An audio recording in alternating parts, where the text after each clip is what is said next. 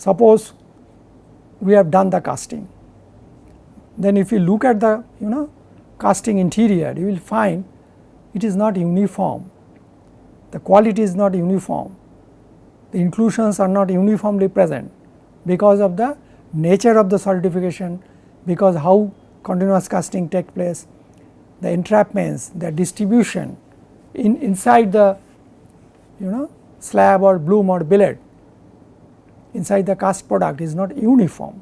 Like even in ingot it is not uniform, in certain portion of the ingot you have more contamination, more inclusions. In the continuous cast product also, whether it is slab or bloom or billet, certain areas have more entrapments, certain areas have relatively less. Now I will try to come to that one by one. Start and end of casting, why there will be more inclusions? Because those at those point of time there is a possibility of deoxidation, because you are just putting the shroud, argon shrouding has just started, so some amount of reoxidation is possible. So these are a distinct possibility at the start and end of casting. Then another problem is the Tundish slag. As I have told you, you do not allow the Tundish to get emptied at the end of the casting, because the Tundish has liquid steel and on top of that there is slag. So if you totally empty the Tundish at the end of the casting, then what happens? The slag, Tundish slag also try to get inside the mold, which is not desirable. So some amount of some amount of liquid steel should always be kept inside the Tundish. So this is facilitated when we are using dam and wear. That means we are not wasting too much of liquid steel in the Tundish, because dam and wear we try to contain, try to reduce the amount of liquid steel which can remain in Tundish. So the Tundish slag should not be allowed to come under any condition within the mold. Then in steady state casting means you have started the casting, the speed slowly you have increased the speed and the speed is remaining constant. So that stage is called steady state casting. So during that stage there is a possibility, though not much high, the possibility is relatively less in steady state casting, but there is a possibility of mold slag entrainment in liquid steel. As I have told you, the interfacial tension, the viscosity, all these play a role, because at the interface, even if there is small amount of turbulence, there is a possibility of liquid slag getting entrained in liquid steel. So the characteristics of the mold powder is very important, from which mold slag is getting generated. Interfacial tension should be slightly higher, viscosity should be whatever viscosity, optimum viscosity should be there, so that this does not get entrained. Then at the time of ladle changeover, I have told you in continuous casting one ladle goes, another ladle comes, but the casting continues because there is a buffer called Tundish. But at the time of ladle changeover, there is a possibility of ladle slag which is coming inside the Tundish. So as I have told you, you must not allow ladle slag to come. So the detection of ladle slag at the end of ladle, at the stage of emptying the ladle, changeover ladle is very important, or we have to keep some liquids. When there is no detection, as I have told you earlier, we have to keep some amount of liquid steel in the ladle so that the slag does not come. Then another important thing is sudden change in meniscal level of speed. As I have told you, there is a possibility of mold slag or even powder.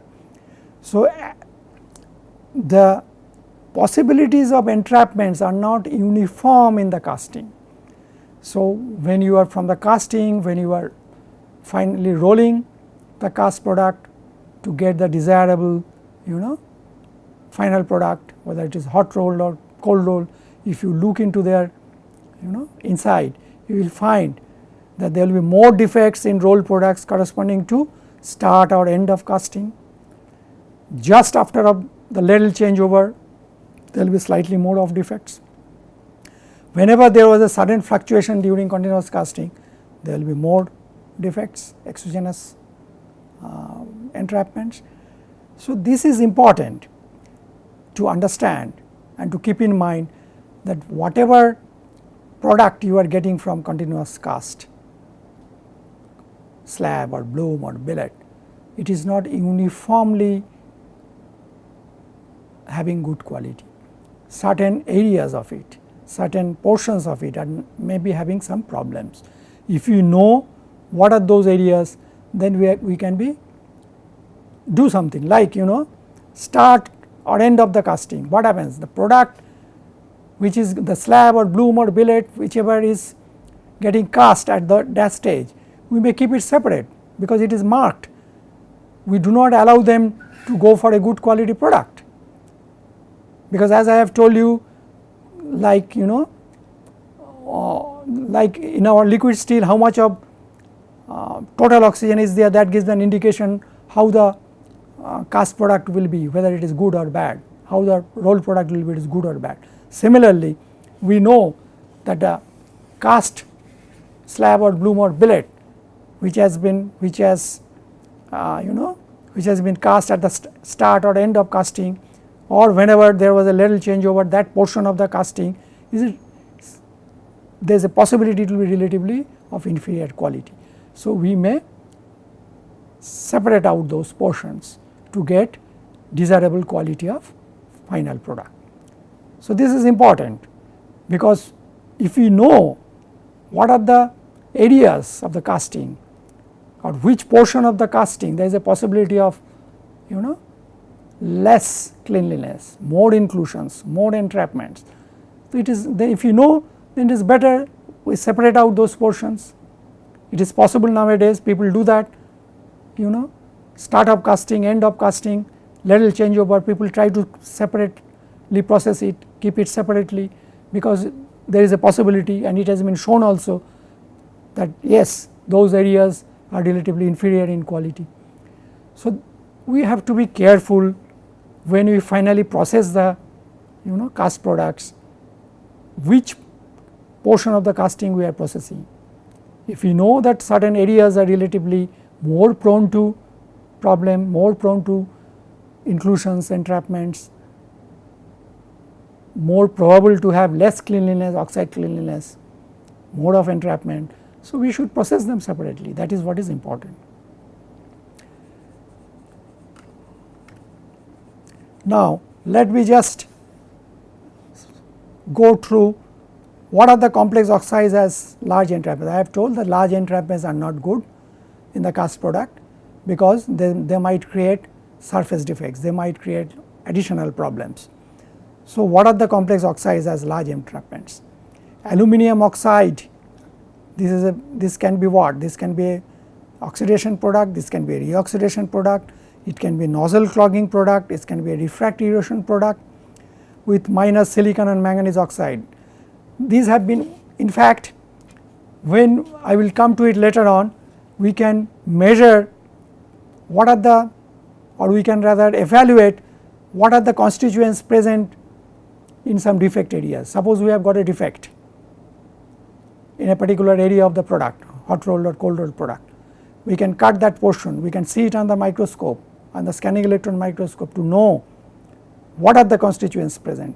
So, from that study only we have found out that what are the complex oxides which can present as large entrapments. So, one is the aluminum oxide, this can be present due to reoxidation, due to nozzle clogging, due to refractory erosion. Then there can be a combination of calcium oxide, silicon oxide, aluminum oxide. What is that? Where from does it come? It is basically slag. It can be either ladle slag, either Tundish slag or mold slag. Now, there is some relative difference. Ladle slag, you have more amount of calcium oxide, all of you know, maybe around more than 50% will be calcium oxide in the ladle slag. Tundish slag, it is slightly more rich in silicon oxide, because you are using rice husk, as I have told you. So, some amount of silicon oxide will come in the slag. Mold slag, some amount of sodium oxide is present, some amount of calcium fluoride is present. So, mold slag, the presence of sodium oxide, calcium fluoride, this indicates that mold slag might have get entrained. So, whenever you have calcium oxide, silicon oxide, aluminum oxide constituents in the defects, you know that it is basically the slag. So, we have to be then careful, we have to do some back calculation, you have to find out why it has contamination has taken place, what was the problem. Another entrapment, exogenous entrapment may be zirconium oxide, which is coming from the ladle's nozzle sand. I have told you we have to be careful about the nozzle sand, it should not be allowed to drop inside the tundish when you are opening the ladle. At the time of opening we have to be careful. So, basically it is rich in zirconium oxide. So, these are the complex oxides, exogenous entrapments which can get entrapped in liquid steel, and finally you may find them in certain portion of the continuous cast product. During rolling it will go inside the final product and will create problems, quality issues, there may be surface defects. All this we will discuss in details later on, but what I am trying to tell here, I have mentioned again, I am mentioned earlier also, and again I am mentioning that the entrapments which have larger in size, more than 100 micron or more, that result in surface lamination in rolled products. So, we have to be very, very careful about these entrapments, particularly large entrapments, which might come from reoxidation, from nozzle clogging, refractory erosion, from the slag, whether it is ladle slag, Tundish slag or mold slag or nozzle sand.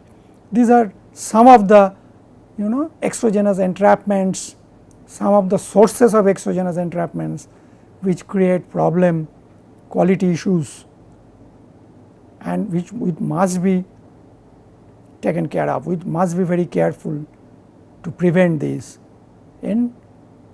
at the time of secondary refining, at the time of continuous casting, everywhere we have to be careful, so that there is less possibility of entrapment, exogenous entrapment like reoxidation product, nozzle clogging product, refractory erosion product, slag from ladle, tundish and mold, they should not get entrapped or entrained in liquid steel.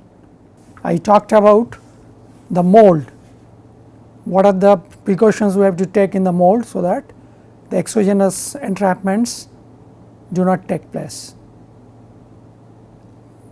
So, I talked about initially from the sub-entry nozzle, this is the way, this is the port through which liquid steel is coming out, and through this port argon also is coming being blown in, it is coming out in the liquid steel pool here. This is within the mold, this is the mold, copper mold, which is getting cooled. So, at the top of the liquid steel there is a liquid flux, we called it mold slag, and because of the oscillation of the mold which is necessary for the casting, continuous casting, safe continuous casting, smooth continuous casting, it is necessary. This part of the liquid slag is getting inside at the interface between the mold and the solid shell. This is also an important requirement. This helps the mold shell not getting stuck. So, sticking does not take place if there is a liquid inside. So, this is a solid powder, solid solidified slag, and this is the liquid slag. So, this is the flux rim, this is a flux powder, and just at the top of the liquid steel there is a liquid flux. So, as I had mentioned, the turbulence at the interface between the liquid slag and the liquid steel is very important. If there is too much of turbulence, there is a possibility of entrainment of the liquid flux or liquid mold slag getting entrained in the liquid steel. So, we have to be careful about that. This shows how this argon bubbles along with this liquid steel, how it is mixing, getting intermixed, and how the inclusion particles and bubbles, they are coming like this, sometimes going up, then finally coming down, and finally will go up like this. This is half of the mold, this is the SEN, this is one end of the mold, the other end will be somewhere there. So, only the half of the mold we are showing in this particular picture. So, the turbulence within the mold is very important, we have to be careful, thus there is not too much of turbulence. Too much of turbulence will cause possibility of mold slag entrainment. If there is too much of turbulence, again there is a possibility of flux or powder entrapment if too much of fluctuation of the surface, here the meniscus, this is called the meniscus. So, this is very important. Now, this I had mentioned that the design of the port is very important, because whether liquid steel should come down like this, or should the flow should be horizontal, or the port angle should look up, that means the flow should be slightly towards the air or above. So, this is also very important. So, modeling can decide what should be the turbulence, what extent turbulence can be tolerated. These are the issues which can be sorted out through modeling. Then I talked about what are the important measures in mold, like SEN, the sub-entry nozzle of suitable configuration and optimum submergence. These basically decide what is the level of turbulence, so that is very important. This facilitates flotation of NMI, non-metallic inclusions, whether they are getting generated or if there are some exogenous entrapments, they should float up. The turbulence should be such that they should float up and get absorbed by the liquid slag, that is very important. So, this sub-entry nozzle configuration, port angle, and how it is, what angle it is there, what is the size, all this will decide what is the level of submergence. This will decide whether the turbulence is optimum or not. Then I have mentioned that instead of normal powder, we should use granulated casting powder, which has good flowability. Normal powder, there is a problem of getting coagulated, so flowability is a problem, but you have a granulated casting powder, it has good flowability. So, this helps in uniform powder coverage with less entrapment, this is very important. Powder coverage at the top should be, this powder coverage at the top should be uniform. This is required not only from the heat transfer point of view, it is also required from the point of view of uniformity of the casting. As a casting should be stable, stability of casting also it gives this flux, uniform flux powder will give uniform heat transfer and uniform uniformity in the casting operation. So, I have talked about the granulated casting powder, talked about the mold slag, we should have optimum viscosity and surface tension. This is required because if the viscosity and surface tension at the interface is not uniform or is not optimum, rather there is a possibility of slag entrainment during steady state casting. Normal casting, there is a possibility of slag entrainment if the viscosity and surface tension are not very uniform, optimum. So, then I have mentioned that mold level fluctuation is very important, because first there is a movement of the mold in a vertical and downward direction, which is called mold oscillation. So, oscillation should be such, and the flow of the liquid steel from the SEN should be such that there is not too much of mold level fluctuation. So, this can be measured, mold level fluctuation, and if there is too much of fluctuation, then there is a feedback, and this can control the level of movement, level of liquid steel movement. So, there is a possibility of controlling the mold level fluctuation. So, it has to be within certain limits, say within the limit of plus minus 2 millimeter mold level fluctuation. So, this helps in preventing slag or powder entrapment. If there is too much of fluctuation, there is a possibility of slag or powder entrapment. Then I had mentioned that sudden change in casting speed is not desirable. What happens if there is a sudden change in casting speed? That means too much of liquid will come out in this mold, which will again generate a lot of fluctuation. So, that is not desirable. So, therefore, what is important is to control the sudden change in casting speed. Once you reach the speed, desirable speed of say 0.8 or 1 meter per minute, the desirable thing is to continue with that.